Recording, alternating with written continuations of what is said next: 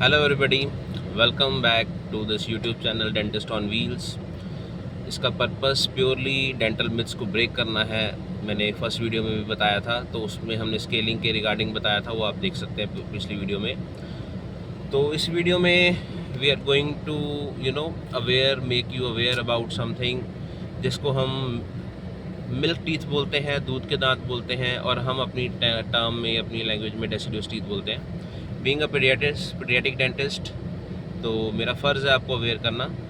आमतौर पे अभी भी मेरे को देखने को मिल रहा है कि लोगों में एक मिसकंसेप्शन है कि सर ये तो बच्चे के दांत हैं, दूध के दांत हैं, ये गिरेंगे ही, इसकी जगह पक्के दांत आएंगे, नया दांत आएगा। तो अगर ये ख़राब हो रहा है तो इसका ट्रीटमेंट की हमें कुछ नहीं ज़रूरत नहीं है, आप मेडिसिन दे दो, ये कर लेंगे, वो कर लेंगे। बट मेक श्योर बच्चों के दांत इक्वली इम्पॉर्टेंट हैं। रैदर मैं ये बिलीव करता हूँ कि इवन परमानेंट टीथ से भी ज़्यादा इम्पॉर्टेंट है अगर हम कंपैरिजन करें। वैसे तो हर टीथ इम्पॉर्टेंट है। क्यों इम्पॉर्टेंट है, उसके पीछे 3-4 मेन रीजंस हैं। फर्स्ट रीज़न इज़ कि डेसिडुअस टीथ अगर भगवान ने दिया है, कोई रीज़न है उसके पीछे, ऐसे नहीं है। और दूसरी बात ये है कि जो परमानेंट टीथ आते हैं वो 6 ईयर्स से लेके 12-13 ईयर्स तक आते हैं। तब तक डेसिडुअस टीथ हमें चाहिए होते हैं। जो बच्चे का ग्रोइंग पीरियड है, उसकी डेवलपमेंट होनी है, उसकी ग्रोथ होनी है, उसकी इमोशनल डेवलपमेंट होनी है, उसकी साइकोलॉजिकल डेवलपमेंट होनी है, उसकी फिजिकल डेवलपमेंट होनी है, उसमें दांतों का बहुत बड़ा रोल है।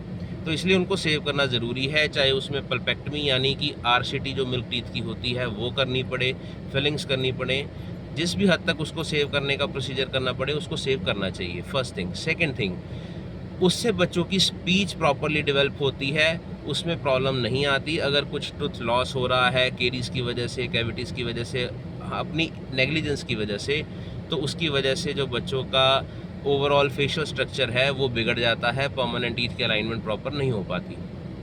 तीसरी चीज़ ये है सबसे मेन, हम माने इस बात को चाहे ना माने, बच्चों का अगर ख़ास करके एस्थेटिक रीजन में, फ्रंट रीजन में टूथ लॉस होता है या दांत डैमेज होता है, तो बच्चों के ऊपर उसका बहुत बड़ा साइकोलॉजिकल इम्पैक्ट पड़ता है। बच्चों का कॉन्फिडेंस, बच्चों का मोराल डाउन होता है, और जो हम सोच भी नहीं सकते पेरेंट्स, उससे कहीं ज़्यादा बच्चे अपने लुक्स को लेके, अपने एस्थेटिक्स को लेके, अपने फोनेटिक्स को लेके ज़्यादा जो है वो अवेयर होते हैं, ज़्यादा कॉन्शियस होते हैं।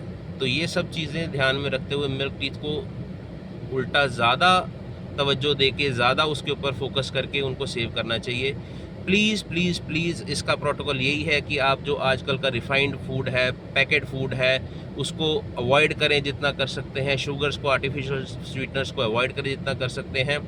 और बच्चों की जो स्पेशलिस्ट ब्रांच है डेंटिस्ट्री में, पीडियाट्रिक डेंटिस्ट की, उनके पास जा कर के बच्चों का as soon as first tooth erupt करता है बच्चों के मुंह के अंदर, तो उनको दिखाएं जा कर के, उनका चेकअप रखाएं, उनका 3 मंथली प्रिवेंटिव पैकेज लें, सब कुछ करें ताकि बच्चों के जो मिल्क टीथ हैं वो प्रिवेंट रह सकें, उनको आगे डेवलपमेंट में हेल्प मिले और उनकी ग्रोथ प्रॉपर हो। सी यू।